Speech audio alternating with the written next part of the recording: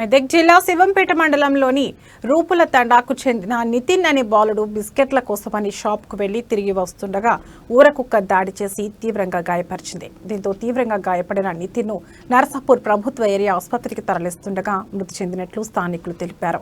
ఘటనపై స్థానికులు, కుటుంబ సభ్యులు తీవ్ర ఆవేదన వ్యక్తం చేస్తున్నారు. ఇటీవల కాలంలో ఊరకుక్కల దాడిలో ఆయా గ్రామాల్లో తరచూ చిన్నారులు, ముసలివారు మృత్యువాత పడుతున్నారని స్థానికులు ఆందోళన వ్యక్తం చేస్తున్నారు.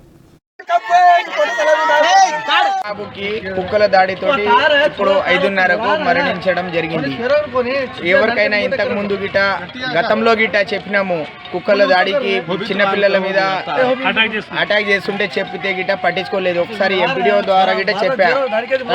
మా ద్వారా మేము కానీ కుక్కలకు కానీ చంపిస్తే మా మీద కేసులు అవుతున్నాయి, మేమేం చంపేయము, దానికి మాకు ఏం చేయలేము, మీరే చూసి చేసేయండి అని చెప్పారు. అయినా ఆ కుక్కలను మాత్రం మనం ఎలా చంపగలుగుతాం?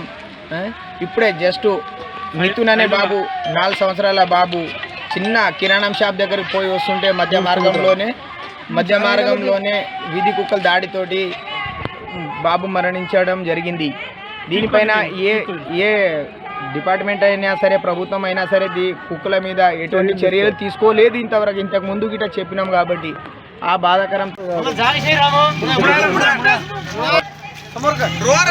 సార్ నేను ఇంటి దగ్గర ఉన్నా, ఇంటి దగ్గర స్కూల్ పిల్లలు వచ్చింది, మాది కొత్తగా స్కూల్ నుంచి వచ్చాడు, ఇంటికి వెళ్ళి మళ్ళా రిటర్న్ వచ్చాడు కిరాణా షాప్.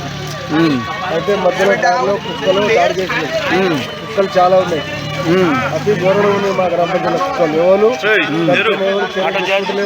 ఎవరు పట్టుకోలేదు. ఇలా మా బాబు చరణం కారణం కుక్కల పడవలు.